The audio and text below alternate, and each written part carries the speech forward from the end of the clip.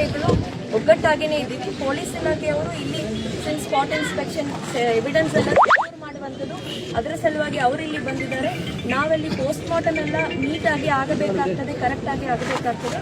ಅದನ್ನೆಲ್ಲ ನಾವು ನೋಡಿಕೊಂಡು ಈಗಷ್ಟೇ ಇನ್ನೇನು ಒಂದು 15 ಮಿನಿಟ್ಸ್ ಗಾಡಿ ಕೂಡ ಹತ್ತಿಸಿದ್ದೀವಿ ಅಂತ ಎಲ್ಲ ಕನ್ಫರ್ಮ್ ಕೂಡ ಮಾಡ್ಕೊಂಡಿದ್ದೀವಿ. ಪ್ರತಿಯೊಂದು ಹಂತದಲ್ಲಿಯೂ ಕೂಡ ಫಾಲೋ ಮಾಡ್ತಾ ಇದ್ದೀವಿ.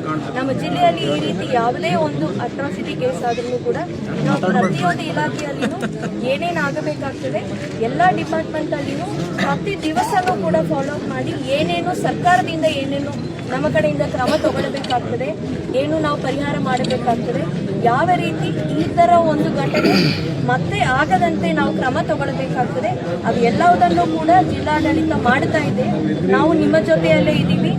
ಯಾವುದೇ ಈ ಥರ ಈ ಒಂದು ಇನ್ಸಿಡೆಂಟ್ಗೆ ಯಾರ್ಯಾರು ಕಾರಣ ಅವರನ್ನು ಕೂಡ ಈಗಾಗಲೇ ಪತ್ತೆ ಹಚ್ಚಿದ್ದಾರೆ. ಅವರ ಮೇಲೆ ಪ್ರಾಪರ್ ಆಗಿ ಎವಿಡೆನ್ಸ್ ಅನ್ನು ಹಾಕಿ ನಾವು ಕೋರ್ಟಲ್ಲಿ ನಾವು ಅವರನ್ನು ನಿಲ್ಲಿಸ್ತೇವೆ.